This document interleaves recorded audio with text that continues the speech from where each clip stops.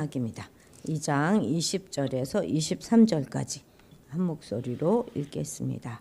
학개서 2장 20절에서 23절까지입니다. 그달 24일에 여호와의 말씀이 다시 학개에게 임하니라. 이르시되 너는 유다 총독 수룹바벨에게 말하여 이르라. 내가 하늘과 땅을 진동시킬 것이요 여러 왕국들의 보좌를 엎을 것이요 여러 나라의 세력을 멸할 것이요 그 병거들과 그 탄자들을 엎드러뜨리리니 말과 그 탄자가 각각 그의 동료의 칼에 엎드러지리라.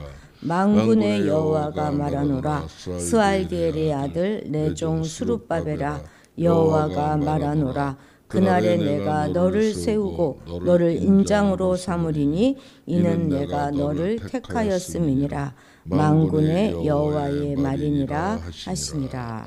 아멘. 아멘. 예. 오늘은 이제 학개서의 마지막 우리가 4절을 읽었습니다. 학개는 구약의 그 마지막 선지자 중에 하나죠. 학개, 스가랴, 말라기 이렇게 됩니다. 그래서 이 선지자들은 포로기 이후의 선지자라는 사실을 우리가 먼저 기억하고 있어야 하겠죠. 그러니까 포로에서 귀환한 선민 이스라엘 공동체를 향하여서 하나님의 말씀을 되어냈던 그런 선지자들이죠.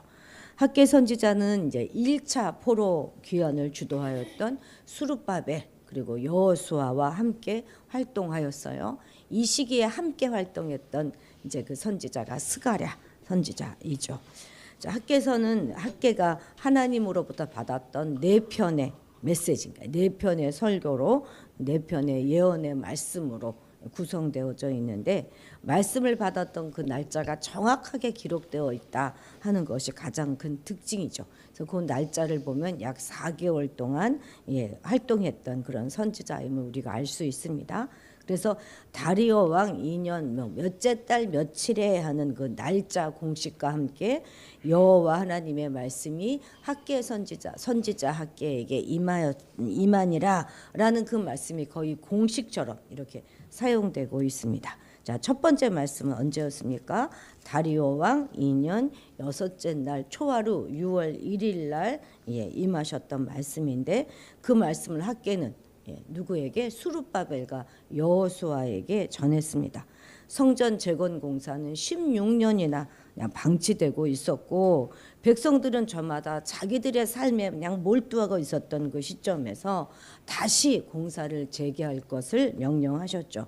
이 성전이 황폐하였거늘 너희가 이때에 판벽한 집에 거주하는 것이 옳으냐 이렇게 책망하시고 내 집은 황폐하였으되 너희는 각각 자기의 집을 짓기 위하여 빨랐다 이렇게 지적하십니다. 그러나 그렇게 자기의 집을 짓는데 빠르고 막 자기의 그런 삶을 막 열심히 살았지만 그럼에도 불구하고 그들의 경제적 어려움은 더욱더 가중되어 가고 있었죠. 그래서 하나님은 예루살렘 인근에 있는 산에 가서 아무 나무라도 가져다가 성전을 지으라 이렇게 말씀하십니다. 이런 수룹바벨과 여호수아의 말씀을 듣고 백성들은 드디어 다리오 왕 제2년 6월 24일 날 성전 건축을 재개하죠. 그죠? 그래서 16년이나 멈춰져 있었던 그 이제 성전이 다시 재건되게 되는 그 공사가 재개됩니다. 하나님께서 너희와 함께 하신다 하는 말씀을 그들이 붙잡았던 것입니다. 그러다가 이제 7월 21일에 다시 여호와의 말씀이 2장 1절이죠. 학개 선지자에게 임합니다. 그죠? 1장 15절에 보면 6째 달 24일에 공사가 시작됐다 이렇게 되고 2장 1절 보면 이제 그달 21일에 그죠? 6월 21일에 7월 21일에 다시 한번 여호와의 말씀이 학개 선지자에게 임합니다. 왜냐하면 백성들 가운데 나이가 많은 그런 어른들이 이전에 화려한 솔로몬 성전을 봤잖아요. 그런데 그것을 지금의 이 초라한 성전하고 비교하면서 아주 슬퍼하고 막 그러는 바람에 그 선민들의 그 같이 공사하고 있는 자들의 사기가 떨어질 그런 위험이 있었기 때문에 이제 말씀이 임합니다. 그래서 하나님께서 뭐라 그래요? 내가 원하는 성전은 그 성전의 화려함에 있는 것이 아니라 하나님의 임재에 있다 이렇게 말씀하시면서 이전에 낮은 영광이 이전의 영광보다 더 클 것임을 선포합니다. 하나님이 함께 하심으로 모두 스스로 굳세게 할 것을 권면하시면서 이제 이곳에 평강을 주시겠다 이렇게 약속해 하시죠. 이제 세 번째 말씀은 이제 2장 10절입니다. 다리오 왕 제2년 9월 24일에 주어집니다. 이번에는 거룩과 부정에 관하여 특히 말씀하십니다. 거룩은 전염되지 않지만 부정은 전염되는 것이죠. 성전에 기초를 놓고 예배 드렸다고 해서 거룩해지는 것은 아니다 이렇게 말씀하십니다. 14절에도 보면 내 앞에서 이 백성이 그러하고 이 나라가 그러하고 그들의 손에 모든 일도 그러하고 거기에서 드리는 것도 부정하니라 이렇게 말씀하시면서 작은 부정이 공동체 전체를 물들이고 있음을 지적하셨어요. 하나님은 이전 일을 기억해봐라 이렇게 말씀하셨는데 이전에는 늘 성전에 대한 마음보다는 자기들의 살아가는 일에 농사들에 더 마음을 두고 있었습니다. 그런데 그때 그들의 수확에 형편없었다는 거예요. 비교해봐라 말씀하시잖아요. 왜 그렇게 형편없었습니까? 하나님이 기근과 메뚜기와 막 우박재앙으로 치셨기 때문임에도 불구하고 백성들은 깨닫지 못하고 돌아오지 못하고 있었습니다. 그런데 이제 백성들이 마음을 고쳐먹고 성전 재건에 나서자 주님이 막 오늘부터 내가 너희에게 복을 주겠다 이렇게 말씀하시면서 크게 기뻐하시고 막 기다렸다는 듯이 막 응답을 해주십니다. 우리도 그렇잖아요. 정말 별거 아닌데 자녀가 조금만 순종해주면 그냥 막 기뻐하지 않습니까? 하나님 마음도 그러한 것입니다. 당연히 해야 할 일을 지금 하는 것인데도 불구하고 자녀가 조금만 알아서 해주면 우리가 얼마나 기뻐요. 자녀의 작은 마음에 크게 화답하는 그 부모의 마음인 것입니다. 조금만 잘하면 되는 거예요. 우리도. 그러면 하나님도 우리에게 오늘부터 복을 주시겠다 이렇게 말씀해 주시는 것입니다. 참 쉽지 않습니까? 하나님께 복 받는 방법 조금만 순종하면 돼요. 우리가. 자, 오늘은 네 번째 하나님의 메시지입니다. 그런데 그것은 여섯 번째 날과 같은 날에 임하는 것이죠. 9월 다리오 왕 제2년 9월 24일 주어진 말씀입니다. 자, 20절에서 22절까지 같이 읽겠습니다. 22절까지 읽습니다. 시작. 그달 24일에 여호와의 말씀이 다시 학개에게 임하니라. 이르시되 너는 유다 총독 수룹바벨에게 말하여 이르라. 내가 하늘과 땅을 진동시킬 것이요 여러 왕국들의 보좌를 엎을 것이요 여러 나라의 세력을 멸할 것이요 그 병거들과 그 탄자들을 엎드러뜨리리니 말과 그 탄자가 각각 그의 동료의 칼에 엎드러지리라. 아멘. 그런데 이 네 번째 메시지는 지금 메시지와는 약간 다르죠. 특히 특정한 한 개인을 대상으로 주어지고 있습니다. 딱 그 한 사람에게 주어지는 거예요. 그가 바로 유다의 총독이었던 수룹바벨입니다. 수룹바벨은 유다 총독인 동시에 재개된 그 새 성전의 책임자이죠. 그 공사의 책임자 수룹바벨입니다. 그래서 우리가 이 제2성전을 수룹바벨 성전이다 이렇게 부르잖아요. 그래서 그 수룹바벨에게 주어집니다. 그리고 그러니까 하나님은 제2성전 건축의 총 책임을 맡고 있었던 수룹바벨을 격려하기 위하여 학개 선지자를 통하여서 그에게 개인적인 메시지를 주신 것이죠. 기억하십시오. 하나님은 우리가 어떤 일을 맡아서 잘 감당하려고 막 고민하고 애쓰고 있을 때에 우리 한 사람 한 사람을 개인적으로 격려하고 등을 두드려 주시고 힘내라 이렇게 말씀하시는 그런 하나님이십니다.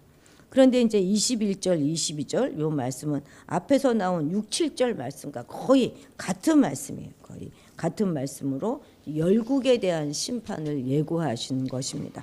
특별히 본문에서는 뭐라고 말씀하시죠?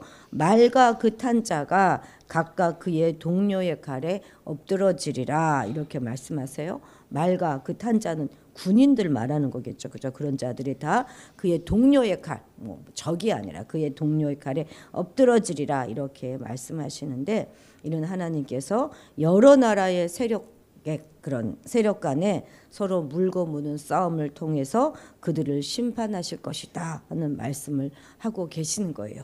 이때 여러 나라라고 하는 것은 바로 이스라엘을 지배하고 있었던 페르시아 제국을 가리키는 것인데, 페르시아 제국이 여러 나라를 다 점령하였잖아요. 그걸 말하는 것인데, 이 말은 페르시아 제국이 내란에 휘말리게 될 것이다 하는 것을 의미하는 것입니다.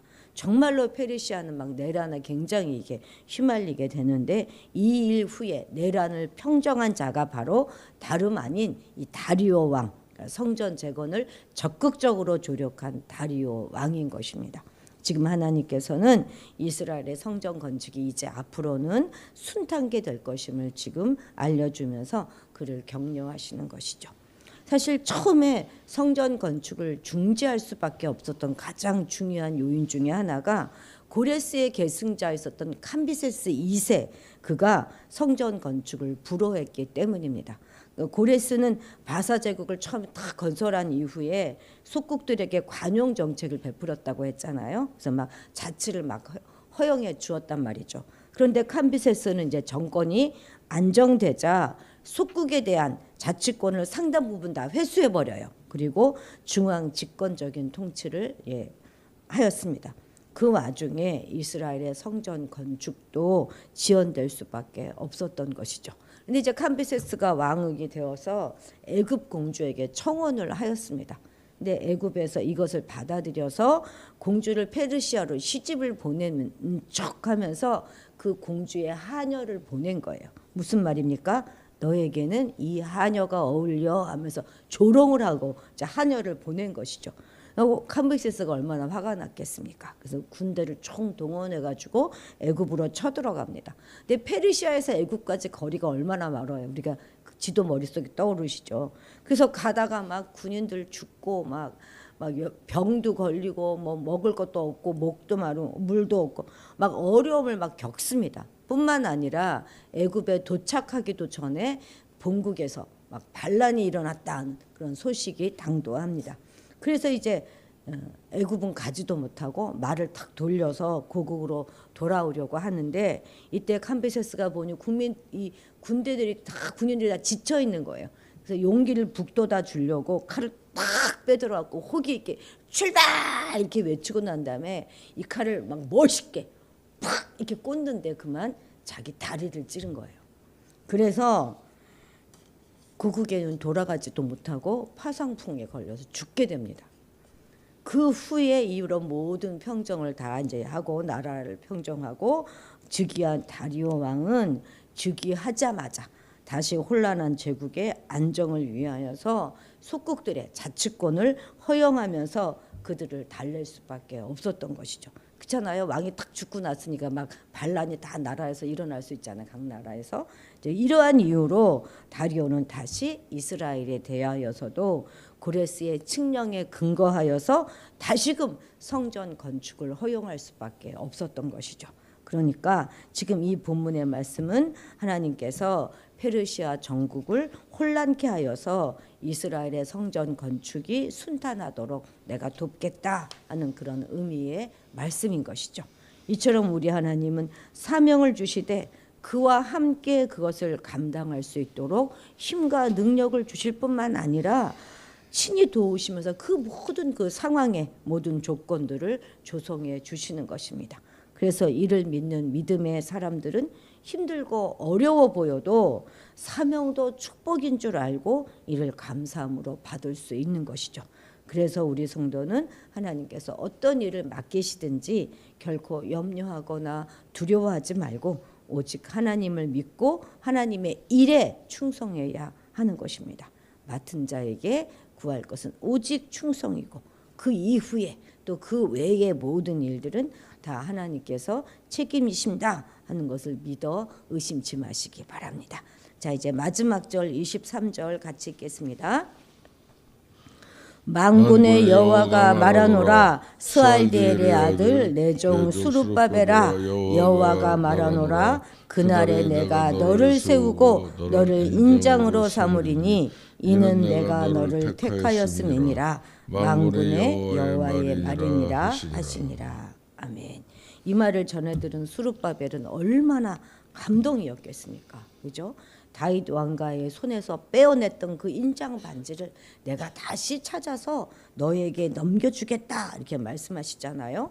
저주 선언을 받았던 다윗 가문의 후손으로서 완전히 위축된 마음으로, 포로로 쫓겨갔다 돌아왔으니까 정말 그 위축된 마음으로 재건에 임할 수밖에 없었던 그를 격려하시면서 굳세게 해주기 위하여 주시는 말씀입니다. 사실 수룹바벨은요, 세속적인 관점에서 보면 그리 뭐 대단한 인물도 아니고 특별한 일을 한 사람도 아닙니다. 그러나 하나님은 열국 심판이다 하는 그런 원대하고도 궁극적인 계시를 딱 펼쳐 보여주시고, 또 그를 하나님 자신이 내가 너를 택하였다 이렇게 축복해 주시고 그에게 당신의 거룩한 통치를 위임하신다 하는 말씀까지 주시는 것입니다. 얼마나 수룹바벨이 힘이 되었겠습니까? 이러한 말씀은 하나님의 역사가 어떻게 이루어지는지, 또 그 역사에 쓰임받는 한 사람 한 사람이 얼마나 소중한 존재인지 하는 것들을 우리에게 일깨워주고 있습니다. 물론 하나님께서는 당신의 뜻과 계획을 이루실 때 다수의 공동체를 통해서 일하시기도 하지만 대개는 또 한 개인 한 개인을 부르시고 그를 특별히 들어 사용하십니다. 그 사람은 세상의 시각으로 볼 때는 그렇게 유명하지도 않고 대단한 사람도 아닐 수도 있죠. 허물과 약점과 아주 연약함에 둘러싸인 그런 자이기도 합니다. 그러나 하나님은 그런 줄 아시면서도 그를 들어요 사용하시는 것이죠. 그렇지 않겠습니까? 만약 하나님이 완벽한 자를 사용하고자 하신다면 사용할 사람이 있겠습니까? 하나도 없죠. 하나님은 그 완벽함의 정도를 보시는 것이 아니라 얼마나 그가 하나님을 신실하게 의지하면서 오직 당신의 뜻을 행하고 있는가 하는 그것을 보시는 것입니다. 이것은 오늘날도 마찬가지죠. 하나님은 교회를 든든히 세우고 하나님의 복음을 전하여 하나님의 나라를 세우는 일에 하나님의 원대하고 영광스러운 구속의 역사를 계승하도록 하는 일에 우리를 사용하기 원하십니다. 이 사실을 기억하고 우리는 우리가 어떠한 상황에 처하든지 또 얼마나 우리가 미약하고 참으로 연약한 자인지 개의치 않고 오직 부르심에 순종하고 헌신하고 충성하는 그런 삶을 오늘도 살아야 하겠습니다. 기도하겠습니다. 모든 역사를 주관하시는 하나님 아버지, 우리의 작은 믿음의 결단을 기뻐하시고 우리를 위로하기를 즐겨하시는 하나님이 우리 아버지이심이 너무나 감사하고 또 감사합니다. 하나님 아버지, 우리를 불쌍히 여기셔서 무너져가는 조국의 성전을 재건할 수 있는 믿음과 용기를 허락하여 주옵소서. 오늘 이 시대를 살게 하시는 것은 우리에게 이 땅과 이 나라를 위해 맡겨주신 사명이 있는 줄 믿습니다. 사명이 되어 눈 감고 그저 우리의 일상의 안락함을 위해 달려가는 자들이 아니라 마침내 이루실 하나님의 나라를 품고 살아가게 하옵소서. 우리가 아무리 애쓰고 노력해도 하나님 없이는 그저 빈손이고 빈술의 이름을 기억하고 오직 이를 이루시고 성취하시는 여호와 하나님의 동역자가 되어 살아가게 인도하여 주옵소서. 맡을 자에게 구하는 것은 오직 충성임을 우리가 오늘도 기억하고 오직 충성스러운 종으로 살아갈 수 있도록 인도하여 주옵소서. 감사드리며 예수님의 이름으로 기도드렸습니다. 아멘. 아멘.